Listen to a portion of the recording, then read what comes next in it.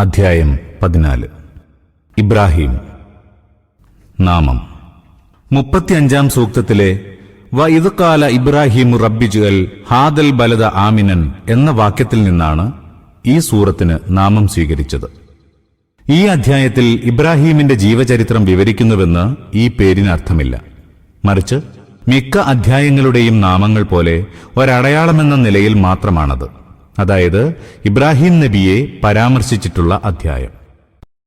അവതരണഘട്ടം. തിരുമേനിയുടെ മക്ക ജീവിതത്തിന്റെ അവസാന ഘട്ടത്തിൽ അവതരിച്ച അധ്യായങ്ങളുടേതുപോലെ തന്നെയാണ് ഇതിന്റെയും ശൈലി. സൂറ അർ-റഅദിന്റെ സമീപകാലത്തു തന്നെയാണ് ഇത് അവതരിച്ചതെന്ന് 13-ാം സൂക്തത്തിലെ ഈ വാക്കുകളിൽ നിന്ന് മനസ്സിലാകുന്നു. സത്യനിഷേധികൾ തങ്ങളുടെ ദേവദൂതന്മാരോട് പറഞ്ഞു, ഒന്നുകിൽ നിങ്ങൾ ഞങ്ങളുടെ മതത്തിലേക്ക് തിരിച്ചു വരണം, അല്ലെങ്കിൽ ഞങ്ങൾ നിങ്ങളെ നാട്ടിൽ നിന്ന് പുറന്തള്ളുക തന്നെ ചെയ്യും. അക്കാലത്ത് മക്കയിലെ മുസ്ലിങ്ങളുടെ മേലുള്ള അക്രമമർദ്ദനങ്ങൾ പാരമ്യതയിൽ എത്തിയിരുന്നു എന്നതിന്റെ വ്യക്തമായ സൂചനയാണിത്. മക്ക നിവാസികൾ പൂർവകാല സത്യനിഷേധികളെപ്പോലെ തങ്ങളുടെ നാട്ടിലെ സത്യവിശ്വാസികളെ നാട്ടിൽ നിന്ന് പുറത്താക്കാൻ വട്ടം കൂട്ടിക്കൊണ്ടിരിക്കുകയായിരുന്നു. ഈ അടിസ്ഥാനത്തിലാണ് അവരുടെ മാർഗം പിന്തുടർന്നിരുന്ന പൂർവകാല സമുദായങ്ങൾക്ക് നൽകിയതുപോലെ ധിക്കാരികളെ നാം നശിപ്പിക്കുക തന്നെ ചെയ്യും എന്നവർക്ക് താക്കീത് നൽകിയത്. സത്യവിശ്വാസികളെ സമാധാനിപ്പിക്കുന്നതും അവരുടെ മുൻഗാമികളെ സമാധാനിപ്പിച്ച അതേ വാക്കുകൾ കൊണ്ടുതന്നെ ഈ ധിക്കാരികളെ നശിപ്പിച്ച ശേഷം ഭൂമിയിൽ നിങ്ങളെ നാം അധിവസിപ്പിക്കുക തന്നെ ചെയ്യും.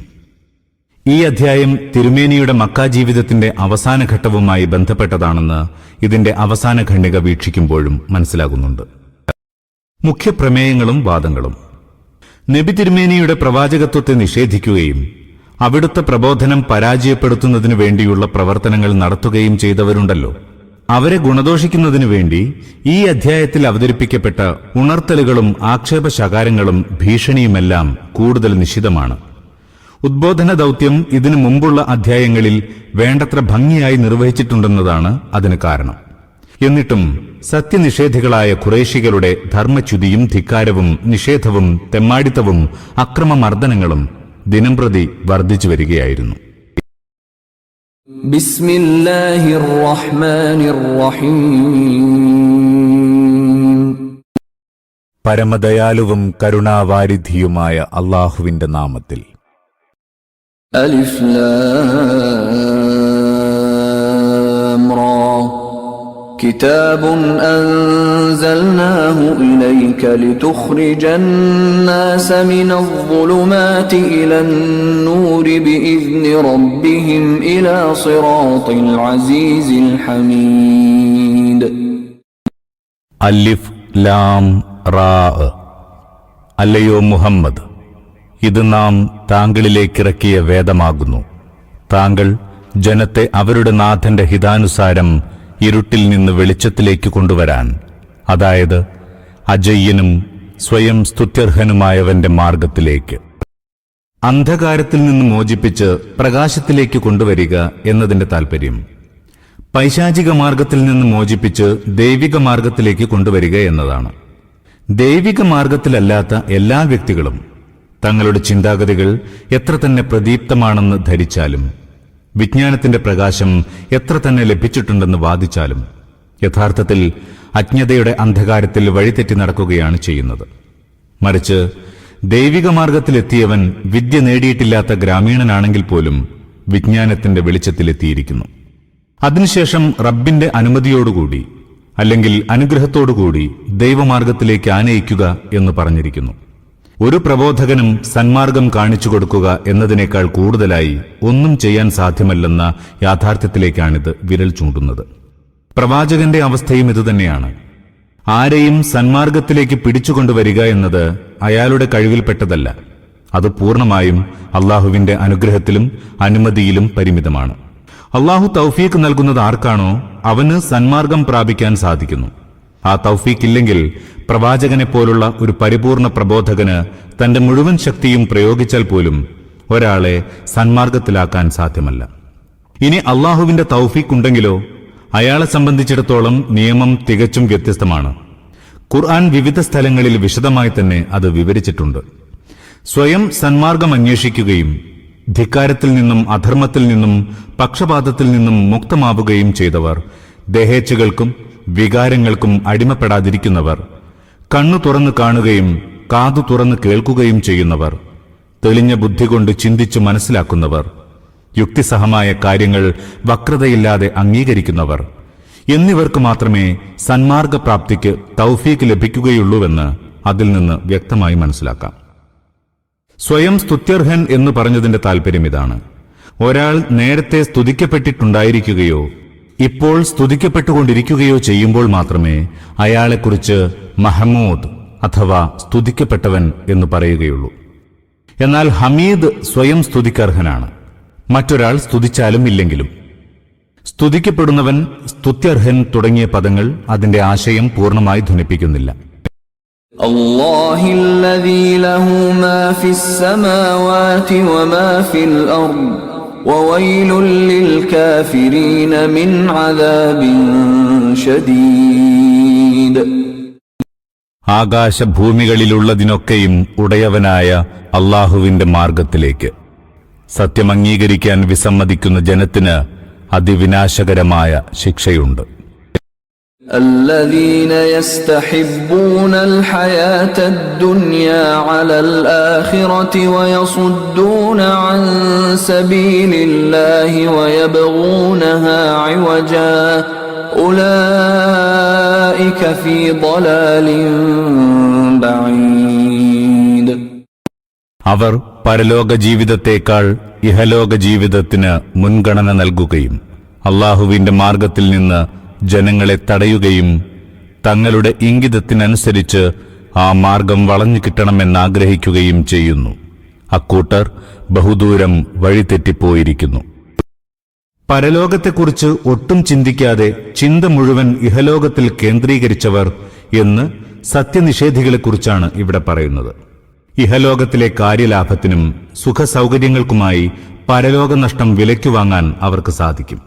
പക്ഷേ പരലോക വിജയത്തിനും സന്തോഷത്തിനും വേണ്ടി ഐഹികമായ ഒരു നഷ്ടവും സഹിക്കാൻ അവർക്ക് സാധ്യമല്ല. അവർ ഇഹവും പരവും സമതുലനം ചെയ്ത് മനസ്സമാധാനത്തോടെ ഐഹിക ജീവിതത്തെ തെരഞ്ഞെടുക്കുന്നു. പാരത്രിക ജീവിതത്തിന്റെ താൽപര്യം ഭൗതിക ജീവിത താൽപര്യവുമായി കൂട്ടിമുട്ടുമ്പോൾ പാരത്രിക വിജയം ത്യജിച്ചുകൊണ്ടുതന്നെ മുന്നോട്ടു പോകണമെന്ന് അവർ തീരുമാനമെടുത്തിരിക്കുന്നു. അല്ലാഹുവിന്റെ പ്രീതി കാംക്ഷിച്ച് ജീവിക്കാൻ ആഗ്രഹിക്കാത്തവരെക്കുറിച്ചാണ് ഇവിടെ അല്ലാഹുവിന്റെ മാർഗത്തിൽ നിന്ന് ജനങ്ങളെ തടയുന്നവർ എന്ന് വിശേഷിപ്പിച്ചിരിക്കുന്നത്. അല്ലാഹുവിന്റെ ദീൻ തന്റെ ഇംഗിതത്തിനനുസൃതമായിരിക്കണമെന്നാണ് അവരുടെ ആഗ്രഹം. അവരുടെ ചിന്താഗതികളും സിദ്ധാന്തങ്ങളും ഊഹങ്ങളും അനുമാനങ്ങളുമെല്ലാം തങ്ങളുടെ ആദർശത്തിൽ അവർ കടത്തിക്കൂട്ടും. എന്നാൽ തങ്ങളുടെ തലച്ചോറിൽ ഒതുങ്ങാത്ത ഒരാദർശത്തിനും അവരുടെ ചിന്താരീതിയിൽ സ്ഥാനം അനുവദിക്കുകയില്ല. തങ്ങളുടെ എല്ലാ ആചാര സമ്പ്രദായങ്ങൾക്കും അനുവാദം നൽകുന്നതായിരിക്കണം അവരുടെ ആദർശം. തങ്ങൾക്കിഷ്ടമില്ലാത്തതൊന്നും അതവരോട് ആവശ്യപ്പെടാൻ പാടില്ല. അവർ പിടിയിലൊതുക്കിയ അടിമയായിരിക്കണം അത്. തങ്ങളുടെ പൈശാചിക മനസ്സിനെ പിൻപറ്റി അവർ എങ്ങോട്ട് തിരിയുന്നുവോ അങ്ങോട്ടെല്ലാം അതും തിരിയണം. അതൊരിക്കലും അവരെ തടയുകയോ അതിന്റെ മാർഗത്തിലേക്ക് തിരിച്ചുവിടാൻ ശ്രമിക്കുകയോ ചെയ്യരുത്.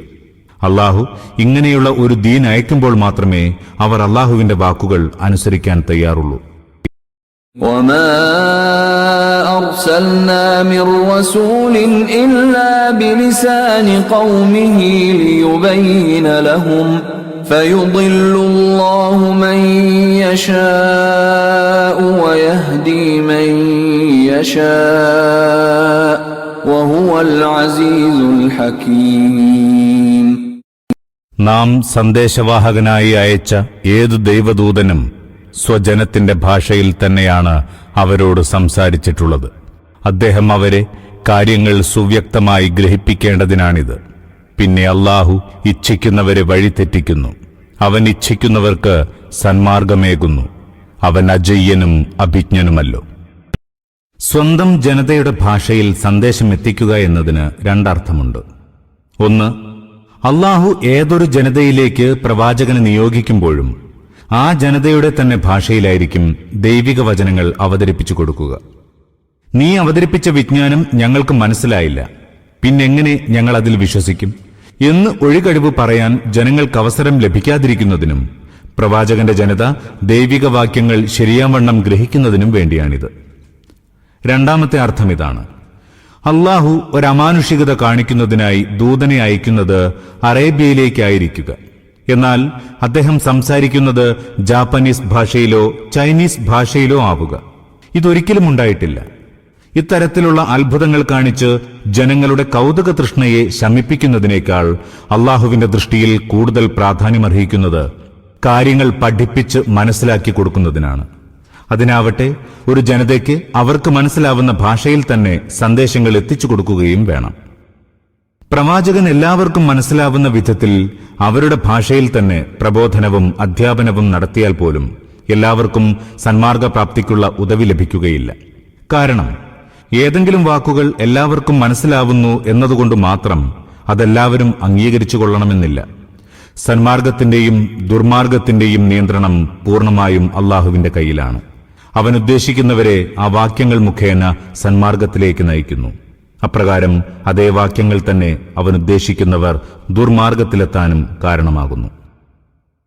അള്ളാഹു അജയ്യനും യുക്തിമാനുമാണ് എന്നു പറഞ്ഞതിന്റെ വിവക്ഷ ഇതാണ്: മനുഷ്യൻ പൂർണ്ണമായും സ്വയം പര്യാപ്തനല്ല, മറിച്ച് അള്ളാഹുവിന്റെ ആധിപത്യത്തിന് വിധേയനാണ് എന്ന കാരണത്താൽ ജനങ്ങൾക്ക് സ്വയം സന്മാർഗം പ്രാപിക്കാനോ വഴിപിഴച്ചു പോകാനോ സാധ്യമല്ല. എന്നാൽ ബുദ്ധിപരമായ ഒരു കാരണവുമില്ലാതെ ഉദ്ദേശിക്കുന്നവരെ സന്മാർഗത്തിലാക്കുകയും ഉദ്ദേശിക്കുന്നവരെ വഴിപിഴപ്പിക്കുകയും ചെയ്തുകൊണ്ട് അള്ളാഹു അവന്റെ അധികാരം അന്ധമായി ഉപയോഗിക്കുകയില്ല. അവൻ സർവാധിപതിയായതോടൊപ്പം യുക്തിമാനും കൂടിയാണ്. അവനിൽ നിന്ന് സന്മാർഗം പ്രാപിക്കാൻ അർഹത ലഭിക്കുന്നത് തികച്ചും ബുദ്ധിപരമായ ന്യായങ്ങളാൽ മാത്രമായിരിക്കും. സന്മാർഗം തടയപ്പെട്ട് ദുർമാർഗത്തിലാവുന്നവൻ ദുർമാർഗത്തോടുള്ള അഭിനിവേശം കാരണം സ്വയം അതിനർഹനുമായിരിക്കും. وَلَقَدْ أَرْسَلْنَا مُوسَى بِآيَاتِنَا أَنْ أَخْرِجْ قَوْمَكَ مِنَ الظُّلُمَاتِ إِلَى النُّورِ وَذَكِّرْهُمْ بِأَيَّامِ اللَّهِ إِنَّ فِي ذَلِكَ لَآيَاتٍ لِكُلِّ صَبَّارٍ شَكُورٍ. നാം ഇതിനു മുമ്പ് മൂസായെ ദൈവിക ദൃഷ്ടാന്തങ്ങളുമായി അയച്ചിട്ടുണ്ട്. അദ്ദേഹത്തോട് നാം കൽപ്പിച്ചു: നിന്റെ ജനത്തെ ഇരുട്ടുകളിൽ നിന്ന് വെളിച്ചത്തിലേക്ക് മോചിപ്പിക്കുക. അള്ളാഹുവിന്റെ ചരിത്രപ്രധാനമായ ദിവസങ്ങൾ അവരെ ഓർമ്മിപ്പിക്കുക. ക്ഷമയും കൃതജ്ഞതയും പാലിക്കുന്നവർക്കൊക്കെയും ആ സംഭവങ്ങളിൽ മഹത്തായ ദൃഷ്ടാന്തങ്ങളുണ്ട്. അയ്യാം എന്ന പദം സാങ്കേതികമായി അറബി ഭാഷയിൽ സ്മരണീയമായ ചരിത്ര സംഭവങ്ങളെക്കുറിച്ചാണ് പറയാറുള്ളത്. അള്ളാഹു കഴിഞ്ഞകാല ജനപദങ്ങൾക്കും മഹാന്മാർക്കും അവരുടെ പ്രവർത്തനങ്ങൾക്കനുസരിച്ച് രക്ഷയോ ശിക്ഷയോ നൽകിയ സുപ്രധാനമായ ചരിത്ര സംഭവങ്ങളാണ് അയ്യാമില്ലാഹി അഥവാ അള്ളാഹുവിന്റെ ചരിത്രപ്രധാന ദിവസങ്ങൾ എന്നതുകൊണ്ട് ഉദ്ദേശിക്കുന്നത്. അള്ളാഹുവിന്റെ പരീക്ഷണങ്ങളെ സഹനത്തോടെ സധൈര്യം നേരിടുകയും അവന്റെ അനുഗ്രഹങ്ങൾ വ്യക്തമായി മനസ്സിലാക്കി നന്ദി രേഖപ്പെടുത്തുകയും ചെയ്യുന്നവർക്ക് മാത്രമേ ദൃഷ്ടാന്തങ്ങൾ പ്രയോജനപ്പെടുത്താൻ സാധ്യമാവൂ. ധിക്കാരികളും നന്ദികെട്ടവരുമായ ആളുകൾ ഈ ദൃഷ്ടാന്തങ്ങൾ കാണുമെങ്കിലും അവരുടെ ഇത്തരം ധാർമ്മിക ദൗർബല്യങ്ങൾ അവ പ്രയോജനപ്പെടുത്തുന്നതിന് തടസ്സമായി നിൽക്കുന്നു. മനുഷ്യന് അള്ളാഹുവിന്റെ ഏകത്വത്തെ സ്ഥിരീകരിക്കാൻ പോരുന്ന അടയാളങ്ങളും ആ ചരിത്ര സംഭവങ്ങളിലുണ്ട്. അതേപോലെ രക്ഷാശിക്ഷകളുടെ നിയമം സാർവലൗകികമാണ്. അത് തികച്ചും സത്യാസത്യങ്ങളുടെ ശാസ്ത്രീയവും ധാർമ്മികവുമായ വിവേചനത്തിൽ അധിഷ്ഠിതമാണ്. അതിന്റെ അനിവാര്യതകൾ പൂർത്തീകരിക്കുന്നതിന് മറ്റൊരു ലോകം ഒഴിച്ചുകൂടാത്തതാണ്. തുടങ്ങിയ യാഥാർത്ഥ്യങ്ങൾ മനസ്സിലാക്കുന്നതിനാവശ്യമായ ദൃഷ്ടാന്തങ്ങളും അതിൽ നിരവധിയുണ്ട്. മനുഷ്യൻ മിഥ്യയായ ആശയാദർശങ്ങളിൽ ജീവിത സൗധം കെട്ടിപ്പൊക്കിയാൽ അതിന്റെ ദുഷ്ഫലം എന്തായിരിക്കുമെന്ന് മനസ്സിലാക്കാനും അതിൽ നിന്ന് പാഠം പഠിക്കാനും പറ്റിയ ദൃഷ്ടാന്തങ്ങളും ആ ചരിത്ര സംഭവങ്ങളിൽ കാണാം. وَإِذْ قَالَ مُوسَى لِقَوْمِهِ اذْكُرُوا نِعْمَةَ اللَّهِ عَلَيْكُمْ إِذْ أَنْجَاكُمْ مِنْ آلِ فِرْعَوْنَ يَسُومُونَكُمْ سُوءَ الْعَذَابِ وَيُذَبِّحُونَ أَبْنَاءَكُمْ وَيَسْتَحْيُونَ نِسَاءَكُمْ وَفِي ذَلِكُمْ بَلَاءٌ مِّن رَّبِّكُمْ عَظِيمٌ. ഓർക്കുക, മൂസ തന്റെ ജനത്തോട് പറഞ്ഞു, അല്ലാഹു നിങ്ങളിൽ ചൊരിഞ്ഞ അനുഗ്രഹങ്ങൾ സ്മരിക്കുവിൻ. അവനാണ് ഫിർഔന്മാരിൽ നിന്ന് നിങ്ങളെ മോചിപ്പിച്ചത്. അവർ നിങ്ങളെ കഠിനമായി പീഡിപ്പിക്കുകയും നിങ്ങളുടെ ആൺകുട്ടികളെ അറുകൊല ചെയ്യുകയും സ്ത്രീകളെ മാത്രം ജീവിക്കാൻ വിടുകയുമായിരുന്നുവല്ലോ. അതിൽ റബ്ബിങ്കൽ നിന്നുള്ള ഭയങ്കരമായ പരീക്ഷണം നിങ്ങൾക്കുണ്ടായിരുന്നു. وَإِذْ تَأَذَّنَ رَبُّكُمْ لَئِن شَكَرْتُمْ لَأَزِيدَنَّكُمْ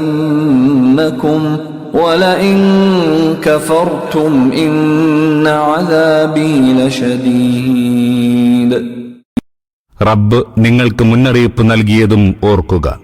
നിങ്ങൾ നന്ദിയുള്ളവരാവുകയാണെങ്കിൽ തീർച്ചയായും ഞാൻ നിങ്ങളെ കൂടുതൽ അനുഗ്രഹിക്കും. നന്ദി കെട്ടവരായാലോ എന്റെ ശിക്ഷ അതികഠിനം തന്നെയായിരിക്കും. നന്ദിയുള്ളവരാവുക എന്നതിന്റെ വിവക്ഷ ഇതാണ്: നമ്മുടെ അനുഗ്രഹം ശരിയാംവണ്ണം മനസ്സിലാക്കുക, അവയെ യഥാവിധി ഉപയോഗിക്കുക, അള്ളാഹുവിന്റെ കൽപ്പനകൾക്കു നേരെ ധിക്കാരവും അഹങ്കാരവും കാണിക്കാതിരിക്കുക, ഔദാര്യം സ്വീകരിച്ച് പൂർണ്ണമായും നമ്മെ അനുസരിക്കുകയും ചെയ്യുക.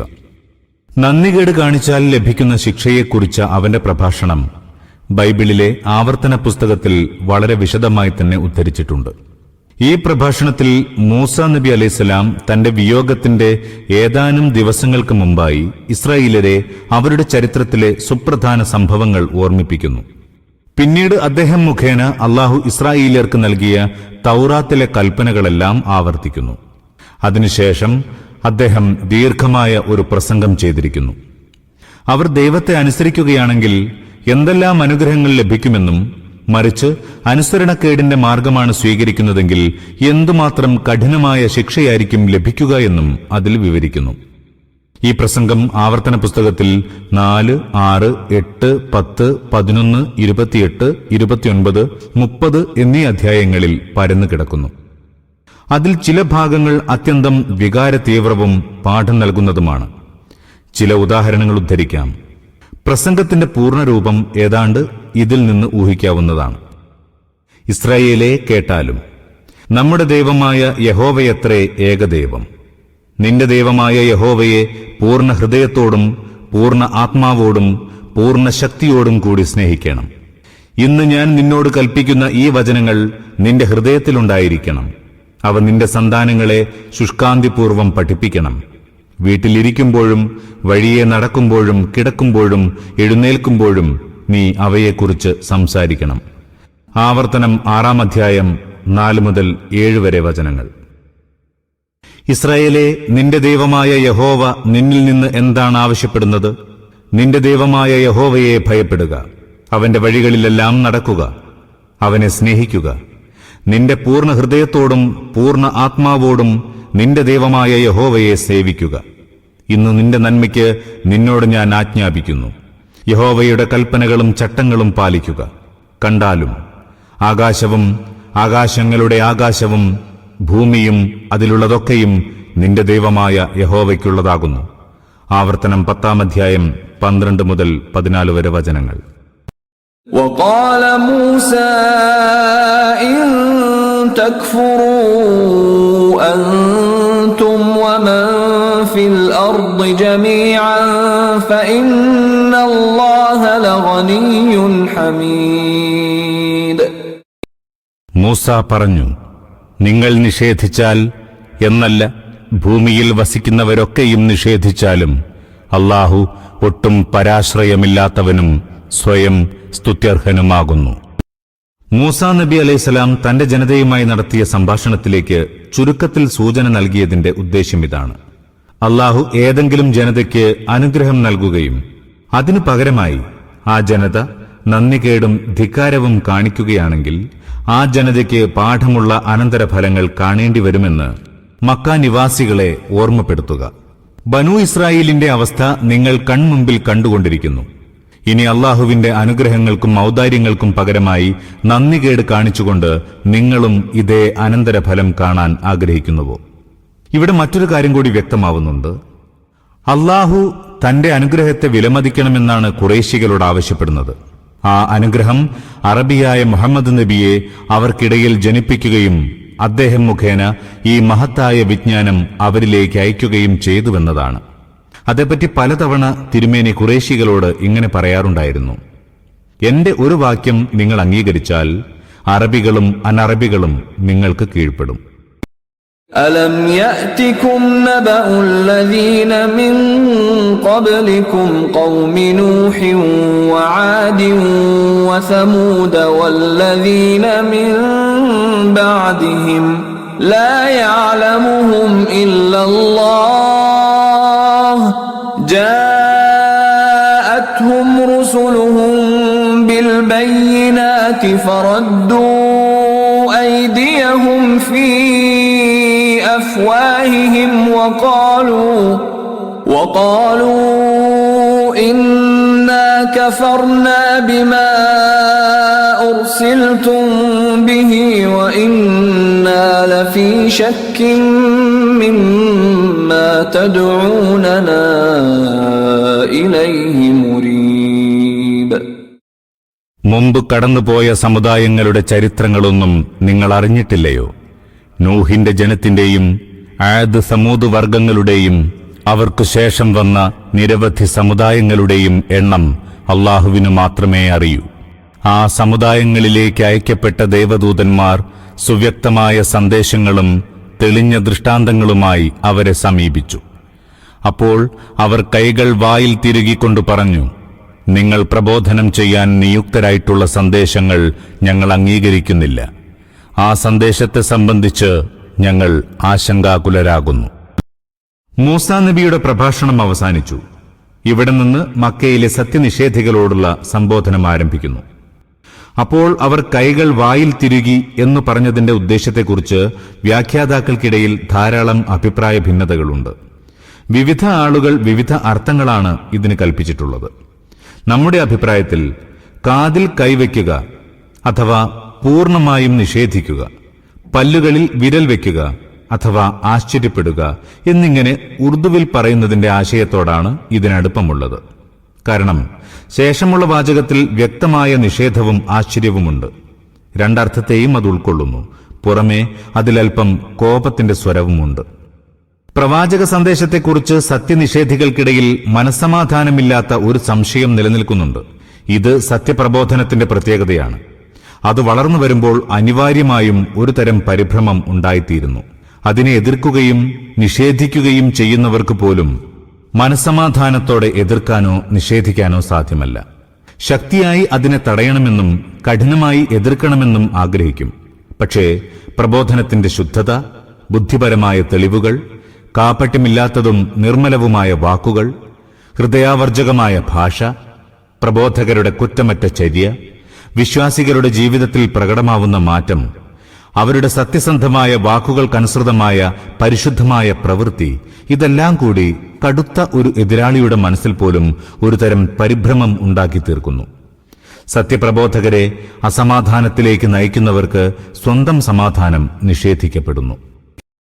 قالت رسلهم أفي الله شك فاطر السماوات والأرض يدعوكم ليغفر لكم من ذنوبكم ويؤخركم إلى أجل مسمى قالوا إن أنتم إلا بشر مثلنا تريدون أن تصدونا عما كان يعبد آباؤنا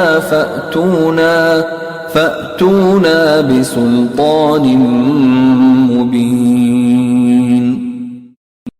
പ്രവാചകന്മാർ അവരോട് ചോദിച്ചു: ആകാശഭൂമികളുടെ സ്രഷ്ടാവായ അല്ലാഹുവിനെക്കുറിച്ചോ സന്ദേഹം?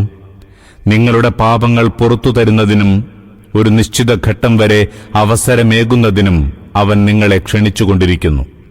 ജനം മറുപടി നൽകി: നിങ്ങൾ ഞങ്ങളെപ്പോലെയുള്ള മനുഷ്യർ മാത്രമാകുന്നു.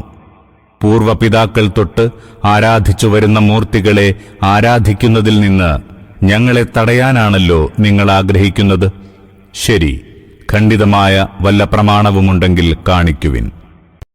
അല്ലാഹുവെക്കുറിച്ചാണോ സന്ദേഹം എന്ന് പ്രവാചകന്മാർ ചോദിക്കാൻ കാരണമുണ്ട്. എക്കാലത്തെയും ബഹുദൈവ വിശ്വാസികൾ ദൈവത്തിന്റെ അസ്തിത്വം അംഗീകരിച്ചിരുന്നു. ആകാശഭൂമികളുടെ സ്രഷ്ടാവ് അവനാണെന്ന് അവർ സമ്മതിച്ചിരുന്നു. ഈ അടിസ്ഥാനത്തിലാണ് പ്രവാചകന്മാർ ചോദിക്കുന്നത്, എങ്കിൽ നിങ്ങൾക്ക് ഏത് കാര്യത്തിലാണ് സംശയം? ആകാശഭൂമികളുടെ സ്രഷ്ടാവായ അള്ളാഹുവാണ് അടിമപ്പെടാൻ യഥാർത്ഥത്തിൽ അർഹതയുള്ളവൻ എന്ന കാര്യത്തിലേക്കല്ലാതെ മറ്റെന്തിലേക്കാണ് നിങ്ങളെ ഞങ്ങൾ ക്ഷണിക്കുന്നത്? അള്ളാഹുവിന്റെ കാര്യത്തിലാണോ ഇനി നിങ്ങൾക്ക് സംശയം? ഒരു നിശ്ചിത ഘട്ടം വരെ നിങ്ങൾക്ക് സമയം നൽകും എന്നാണ് പ്രവാചകന്മാർ സത്യനിഷേധികളോട് പറയുന്നത്. വ്യക്തികളെ സംബന്ധിച്ചിടത്തോളം നിശ്ചിത ഘട്ടം മരണവുമാവാം, അന്ത്യദിനവുമാവാം.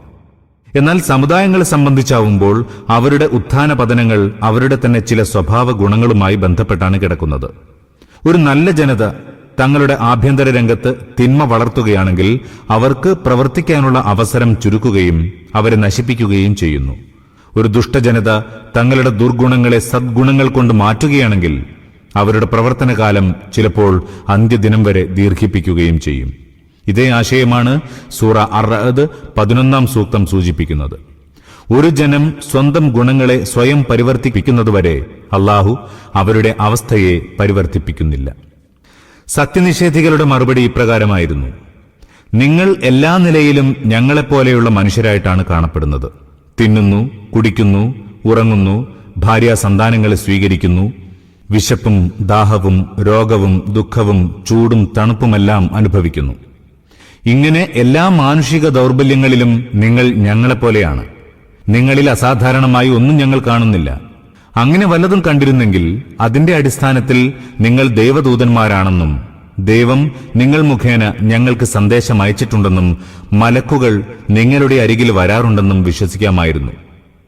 ഖണ്ഡിതമായ പ്രമാണം എന്നതുകൊണ്ട് സത്യനിഷേധികൾ ഉദ്ദേശിച്ചത് ഇതാണ്: കണ്ണുകൊണ്ട് കാണുകയും കൈകൊണ്ട് സ്പർശിക്കുകയും ചെയ്യുന്ന ദൃഷ്ടാന്തം.